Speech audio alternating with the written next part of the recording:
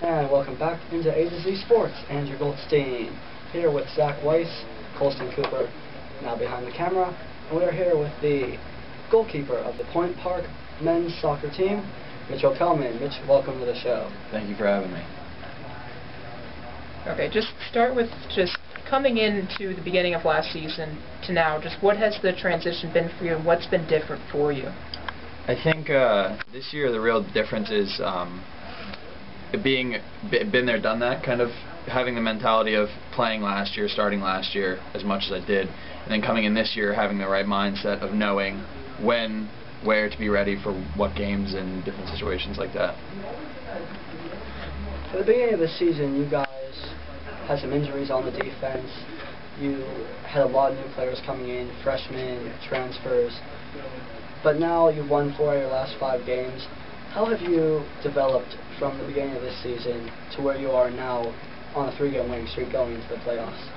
It's been tremendous. I actually think we're playing our best soccer right now. We've played all season with the last couple wins of La Roche and Westminster. I think we've played really well together. We've all learned everybody's strengths, weaknesses, switching to that 3-4-3 as we play now instead of the 4-4-2 because of the way everybody works better in the position.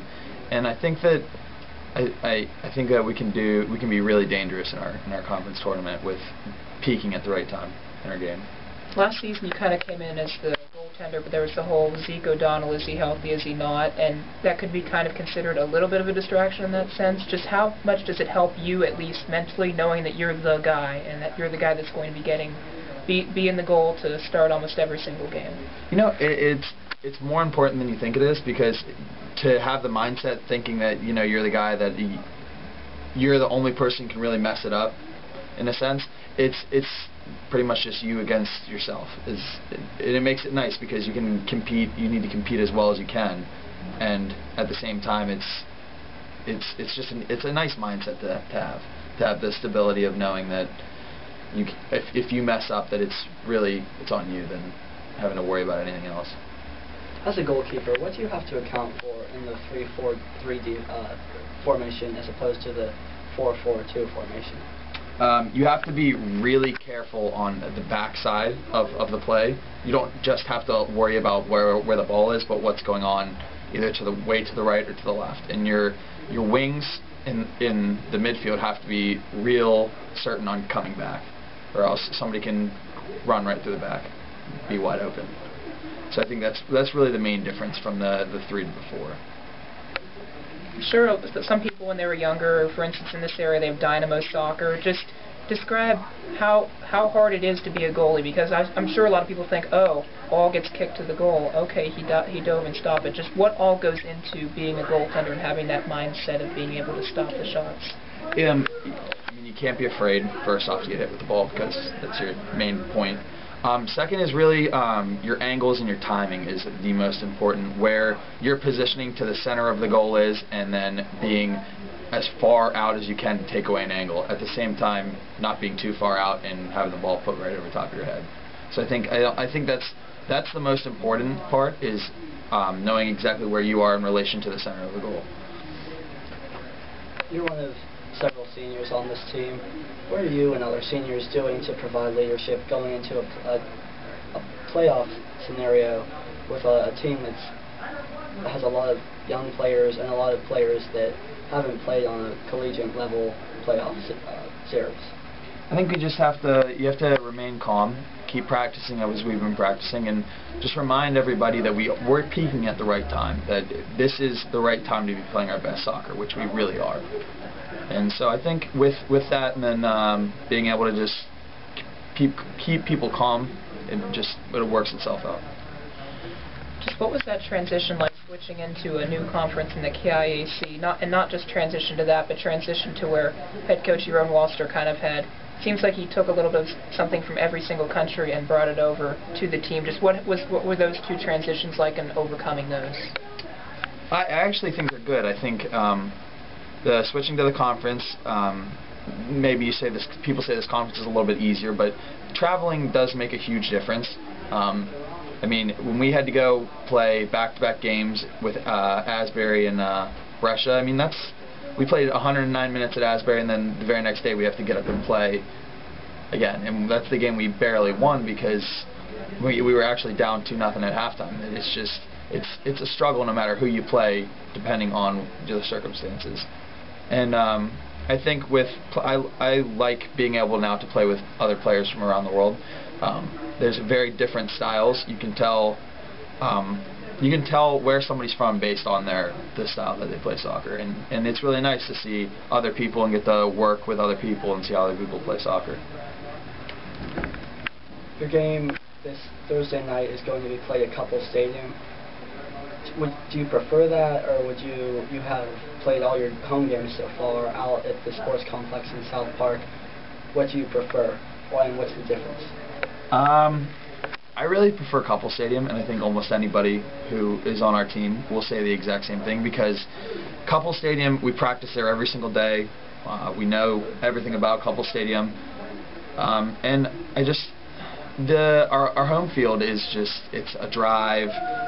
You have to get ready in the cold, like there's no locker rooms to go into anything, and I just think the overall mindset of, it's just another day, is when we go to Couples it's astronomical with how much it helps.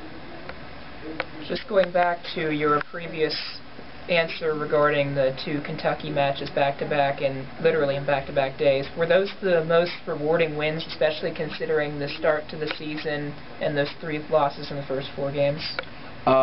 Yes, absolutely, because the Asbury win was awesome. We go there, they're supposed to be the top team in our conference, and we go in there and beat them 2-1 in double overtime and show everybody that we are the best team in this conference, not them.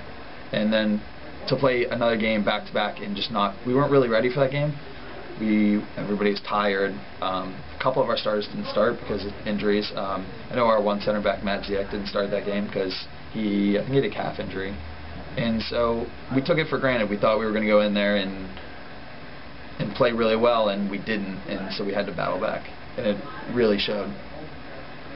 Do you consider that the turning point to the season, or was there another game or even just a play that really turned the season around from kind of winning 1 and losing 1 to now winning 4 out of your last 5 games and heading on a hot streak into the playoffs?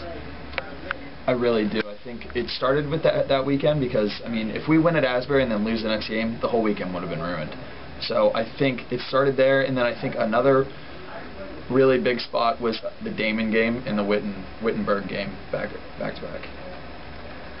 Just what do you make of going into last season? I know a lot of talk was about this team needs to be a little bit more aggressive on the offensive side and put shots on goal. It seems like as the season has transpired this season, that's definitely become into fruition, especially with Francis Tabby.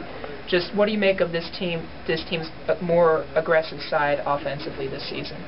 I think you've seen it also in the past 3 games. We've switched to the 3-4-3, and you can see that instead of 4-4-2, we get a lot more shots on goal. We get a lot more pressure on the ball out of their back. And Francis really shines, I think, in that system because of how much hustle he really does put forth in pressuring their defense. And, it shows, and he's found the right touch at the right time, and he's scoring goals, which is great. We really need for him to score goals if we want to go far. I know the loss last year in the conference finals was in the AMC. So now that you switched over to the KIAC, do you still have that kind of feeling where you want to exact any revengeance? Or was there even that feeling at all going into the season, even though you were in a different conference? There's definitely, you want to show that you guys are back, you're serious. You want to be considered serious, and I think everybody wants that. Just he combined revenge and revengeance. I love that. Did I say revenge? You said revengeance. I love it. Wonderful, new word. Yes, just a lot of times when you look at football, you see the quarterbacks taking out their offensive linemen for dinner or something like that. Just what do you have to say about the guys in front of you defensively that help you defend the goal? I think it's a friendship, really. Like, last year we had all these amazing shutouts, and all of us were really close. And I got a lot of more credit than I should, or I got too much credit that I should have, because those 4 guys in front of me played great. That's why I got 9 shutouts last year, and they deserved all the credit, not really me. But the way the AMC saw it was different. And this year, for every shutout I get, the guys in front of me, they're amazing. They play great. And even when we win 4-2, they still play great games. Sometimes I mess up. Sometimes it's somebody else's fault. But, I mean, it's a team. So I really don't think anybody puts one thing on themselves. There's a bunch of different things that could happen that lead to a goal. As you mentioned, as we talked about before, there were a lot of new additions to this team. Guys like Fraser McKinley, John T. Laux coming into this team. And even though they're only in their first year here, they kind of seem to have a little bit of leadership on the field, together with you and guys like Alex and Francis. So what do you think about those new guys that aren't freshmen, that came in here and took kind of a starting role and a leadership role in this team? I think that's great, because there can't just be one leader on this team. Everybody needs to step up, and I think that those guys in particular have done really well. I think everybody's done really well, and it's really important that you have other people step up and show that they can lead too, because you're gonna, I mean, Alex, and all the other seniors graduate this year. They need leaders for next year as well, and so these guys are players that come back next year and will get the leadership from everybody. They will get when they speak, they're heard on our team, which is good. The last one, and this is off topic, but this is the question I asked head coach Jeroen Walster on the very first show when we were talking about the World Cup. Vuvuzelas, pro or con? Oh, I'm for anything, any celebration in the stands. It's a great thing. I think they're awesome. Yeah, we forgot to ask Alex Sala that he was in earlier, and I forgot to ask him about vuvuzelas and the noisemaker. At first, I thought it was, why are there a swarm of bees at the World Cup? And then I hear Seven Nation Army, which you played earlier, and then I heard that. And we're here at episode 56, and that's bringing it back all the way from the first section of the first segment, which was an interview with Kevin Taylor, Mike Bruno, and Jeroen Walster. A 3-in-1 interview. Just one of those interviews keeps us on our toes, and to have all 3 of those guys in the same room was... But just really quickly before we go to break, can you just one more time remind the listeners who might want to go to the game on Thursday, just information so that if they want to come down, they can support the team? Yes, absolutely. It's Thursday at 3, and we play a couple stadium. It's in the South Side. It's on 9th Street, and I really hope everybody can come out, and we really want to have a strong fan base, and I think it'll be awesome if we can get a lot of people out there and everybody be energetic in the game. All right, well, thanks so much for coming on the show, Mitchell. We really appreciate it. Thank you guys for having me. We are up against a break. We'll be back with Fearless NFL Forecast, I think. Okay, we're back with that. And you're listening to A to Z Sports on 670 AM WPPJ Radio.